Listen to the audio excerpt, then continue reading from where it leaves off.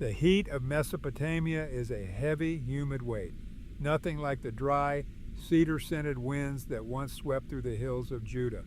Here on the muddy banks of the Chebar irrigation canal near the city of Nippur, the water moves with a sluggish, indifferent rhythm. Asaph stands by the shore, his sun-bleached linen tunic frayed at the edges, the single blue thread at the hem, a mark of his priestly service, now faded to a ghostly gray. His fingers... Asaph looks at the slow water, then at the populous Euphratica, the willow trees lining the bank. He remembers the words that would later be immortalized in the 137th Psalm, "How shall we sing the Lord's song in a foreign land?" In a silent act of protest and profound grief, he reaches up and hangs his lyre upon a low-hanging branch. The strings remain silent. To play for his captors would be to admit that his God was confined to a ruined city hundreds of miles away. This moment of silence by the Chebar Canal represents one of the greatest mysteries in the history of religion. In the ancient world, when a city fell and its temple was razed, the god of that city was almost always considered dead, or at the very least, defeated by the gods of the conqueror. Yet for Asaph and thousands of other Judean exiles, the loss of their altar did not mean the end of their faith. We are left to wonder, how did a localized, temple-bound religion survive the total destruction of its geographic and spiritual center? To find the answer, we must follow Asaph into the heart of the Babylonian Empire, where the administrative reality of displacement met the enduring power of memory. Asaph is not alone in his silence. He is part of a calculated, massive relocation of humanity directed by the hand of Nebuchadnezzar II. History tells us that the Babylonian exile was not a single chaotic flight, but a series of systematic deportations. The first occurred in 597 BC, when the young king Jehoiachin was taken along with the elite of Jerusalem, the craftsmen, the warriors, and the priests like Asaph. A decade later, in 587 BC, the final blow fell, leaving the temple in ashes and the remaining leadership chained for the long march east. For the Babylonian administration, this was a matter of statecraft, a way to neutralize a rebellious province while importing skilled labor into the heart of the empire. We see the cold, bureaucratic side of this tragedy in the archaeological record. Deep in the ruins of the southern palace of Babylon, excavators recovered a series of cuneiform texts known as the Jehoiakim's Rations tablets. These clay records, dating to the years following the first deportation, list the distributions of oil and grain to various captives. Among the names written in the sharp wedges of the Babylonian script is Jehoiachin, king of the land of Judah. It is a jarring intersection of faith and finance. The Davidic king, the anointed of God, reduced to a line item in an imperial ledger. This administrative reality creates a profound tension with the biblical laments. While the Babylonian scribes were counting jars of oil, the Judean exiles were grappling with a spiritual vacuum. Asaph looks at the irrigation canals of the Chebar, realizing he is now a resident of a land that measures its success by the height of its ziggurats and the precision of its tax records. This geography of displacement forced a terrifying question upon every exile. Did the God of Israel travel with them across the desert, or was he bound to the charred stones of a ruined hill in Judea? As Asaph watches the sunset over the Mesopotamian plain, he is not just an immigrant. He is a witness to the possible death of his world, wondering if the divine can truly be heard in a land where even the king is merely a prisoner on a ration list. Asaph closes his eyes, and the sluggish sound of the Chebar Canal fades, replaced by the rhythmic, soul-crushing crunch of sandals on desert flint.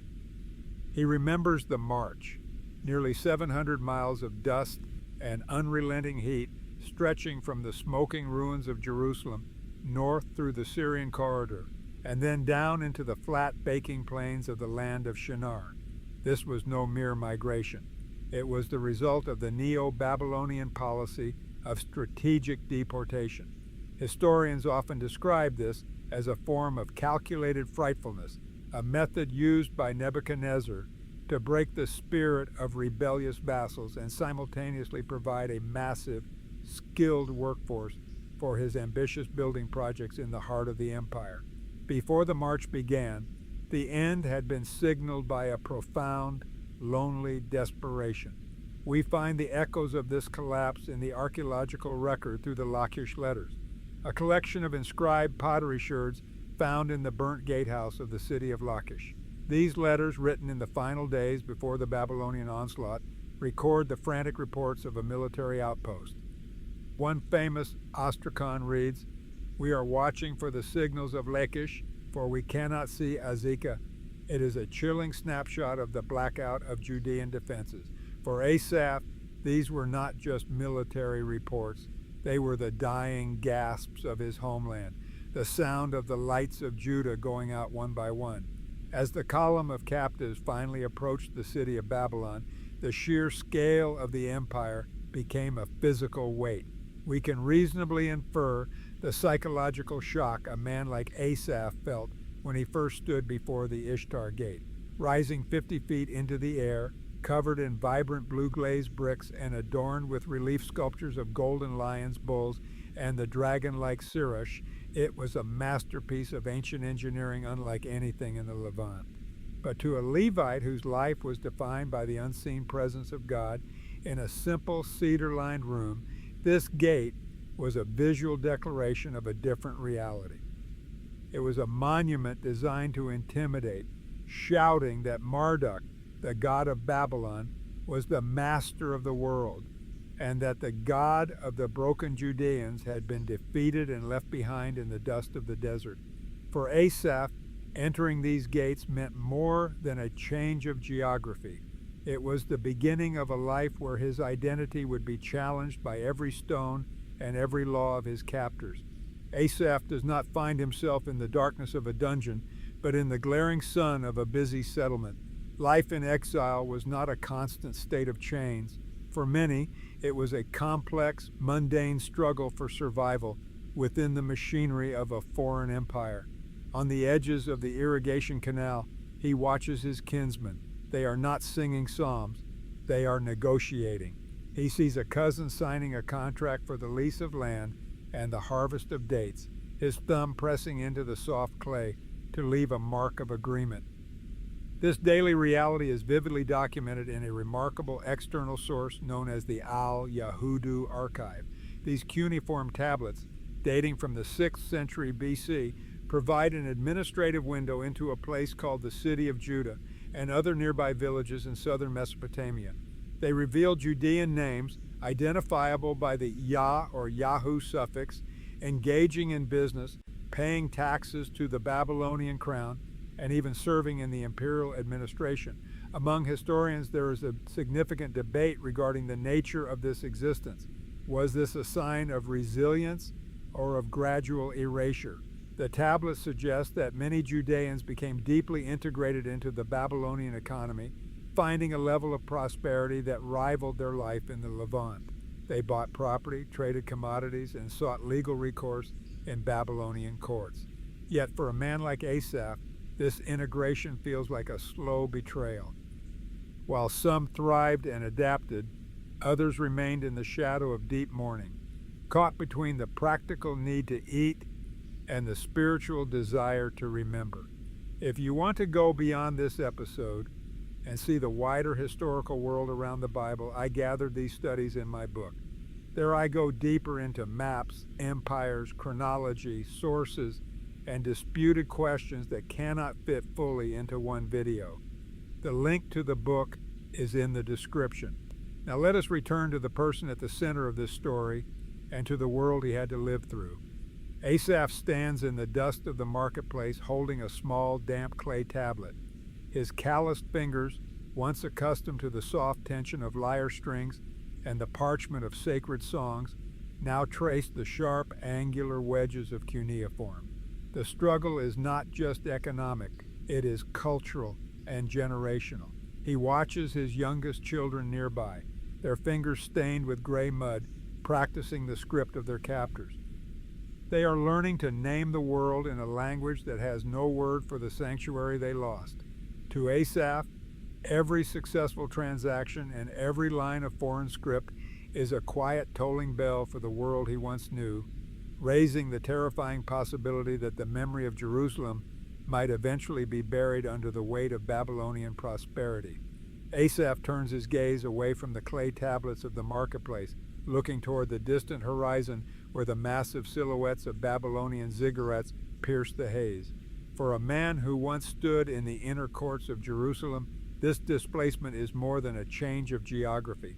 It is a theological catastrophe. In the ancient Near East, the destruction of a temple was not merely a military defeat. It was widely understood as the defeat of the deity itself. If the house of the God of Israel was a blackened ruin, the logical conclusion in the minds of the captors, and even some of the captives, was that Marduk of Babylon had proven himself the greater power. This visceral agony is captured in the raw, haunting poetry of the Book of Lamentations. It is the voice of a people who feel not just punished but abandoned. The text describes a world where the roads to Zion mourn, and the priests groan because the appointed feasts have vanished. For Asaph, the crisis is intensely personal. As a Levite, his entire identity was anchored in the concept of ritual purity and the service of the altar. Historical context reveals the weight of this burden. In the ancient mind, the land of one's exile was unclean, a place of idols where the presence of the divine did not dwell. Standing by the slow waters of the canal, Asaph watches the thick, dark smoke rising from the Etemenanki, the temple of the foundation of heaven and earth. It is the great ziggurat of Babylon, a mountain of brick dedicated to the god Marduk. In Jerusalem, the rising smoke of the morning sacrifice was the heartbeat of the nation, a visible sign of a covenant kept. Now the only smoke he sees belongs to a foreign master. He wonders with a hollow ache in his chest if a prayer offered without an altar or a sacrifice can even reach the heavens, or if his cries are simply swallowed by the vast, indifferent dust of Mesopotamia. He is a priest with no sanctuary, a singer in a land that feels spiritually silent. The silence that haunts Asaph is eventually broken, not by a song, but by a rumor. Word spreads among the exiles clustered near the Chebar Canal of a priest named Ezekiel, a man who, like Asaph, should have been serving in the temple, but who now sits in the dust of Tel Aviv. The reports are terrifying and strange. They speak of a whirlwind coming out of the north, a great cloud with brightness around it, and fire flashing forth continually. Asaph listens as the description of Ezekiel's vision, recorded in the opening chapter of his prophetic book, reaches his ears. It is the vision of the Merkabah, the divine chariot. Ezekiel describes 4 living creatures and wheels within wheels, their rims tall and awesome, sparkling like chrysolite and full of eyes. Above them was a throne of lapis lazuli, and upon it a figure like that of a man, glowing with the brilliance of amber and the appearance of a rainbow. For Asaph, clutching his silent lyre with calloused fingers, this is more than a mystical display. It is a theological revolution. In the ancient world, a god's power was tied to his land and his house. If the house was destroyed, the god was gone. But Ezekiel's vision suggests something the ancient world had never dared to imagine. The God of Israel has wheels. He is not a prisoner of the ruins in Jerusalem. He has mounted his chariot of fire and followed his people into the very heart of their exile. This moment represents a profound shift in the history of faith. We are witnessing the birth of a portable religion. If God is not confined to a single stone altar on a Judean hill, then he can be worshipped here, amidst the irrigation ditches and the mud brick walls of Shinar. The realization begins to take root in Asaph's heart. The covenant did not die in the flames of the temple. It simply changed its form. Faith was no longer about where you stood, but about who you followed, even into the farthest corners of a foreign empire. This shift from a place-based cult to a faith carried in the heart, and the memory would become the very mechanism of their survival. If God was no longer confined to a single building in Jerusalem, then his presence had to be found elsewhere, not in the smoke of an altar, but in the endurance of his words. We can imagine Asaph, his calloused fingers no longer plucking the strings of his lyre in the temple courts, now sitting in the flickering light of an oil lamp, assisting the scribes.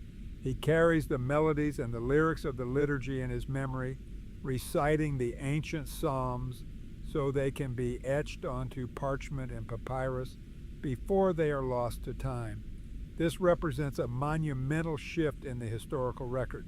Many scholars believe the Babylonian exile was the primary crucible in which the Hebrew Bible was edited, compiled, and brought into its cohesive form. It was a transition from a faith defined by oral tradition and physical ritual to one defined by the written text. They were becoming, by necessity, the people of the book. In the absence of a physical sanctuary, the scroll became the new temple, a portable home for the divine presence. The archaeological evidence reflects this spiritual tightening. While the pre-exilic layers of Judean cities often reveal small clay figurines and household idols, the remains of Judean settlements in Mesopotamia are remarkably devoid of such images. In the shadow of Babylon's thousands of idols, the exiles seem to have abandoned the syncretism of their ancestors, embracing a strict, imageless monotheism. For a man like Asaph, every line of the law and every stanza of a psalm transcribed was an act of resistance. He was helping to build a structure made of ink and memory, a sanctuary that no imperial army could ever burn to the ground. Asaph finds himself standing in the shadow of a mountain made of brick and gold. It is the season of the Akitu festival, the Babylonian New Year, and the city is a riot of color and sound that dwarfs anything he remembered from the festivals in Jerusalem. He walks along the processional way, his sun-bleached linen tunic looking humble and frayed against the vibrant blue-glazed tiles of the Ishtar Gate. Above him, the relief of dragons and bulls seems to watch the passing crowds with cold, predatory eyes. To a man like Asaph, this is not merely an architectural marvel, it is a visual sermon on the supremacy of Marduk. The scale of the city is difficult for the modern mind to grasp, and it was even more overwhelming for the exiles. We have descriptions from the Greek historian Herodotus, who traveled here a century later and spoke of walls so broad that a 4-horse chariot could turn upon them, and a city perimeter that seemed impossible for a single day's journey. While modern archaeology suggests Herodotus may have leaned into exaggeration, the physical evidence remains staggering. Excavations have revealed that Babylon was indeed the largest city in the world at the time, a sprawling metropolis of perhaps 200,000 people. Asaph looks up at the Etemenanki, the great ziggurat reaching toward the clouds, and the nearby Esagila, the temple of Marduk. He knows the boasts of the king, for they are etched into the very foundations of the city. In dozens of cuneiform inscriptions, Nebuchadnezzar II does not speak of his military conquests, but of his building projects. He records his desire to make Babylon the pride of the whole world and a dwelling for the majesty of my lordship. For a Judean musician whose own temple was a charred ruin, the psychological pressure to simply give in, to acknowledge the obvious victory of the Babylonian gods, must have been immense. Everywhere Asaph looks, the culture of the empire invites him to forget his home. His kinsmen are beginning to adopt Babylonian names. They are dressing in Babylonian wools. They are speaking Aramaic in the markets. Historians often look at this period and see a historical anomaly. Usually, when a small, localized people is uprooted and dropped into the heart of a massive, sophisticated empire, they disappear within 2 generations. They assimilate, they intermarry, and their unique identity is dissolved into the dominant culture. Yet, as Asaph watches the golden statues of foreign gods being paraded through the streets, he clutches a small scroll tighter to his chest. The survival of the Judean identity in the face of such overwhelming imperial splendor is not just a testament to their resilience, but a unique phenomenon in the ancient world. They were surrounded by the majesty of the tower, yet they were anchored by a memory that the brick and bitumen of Babylon could not erase. The transition was as sudden as it was world-altering.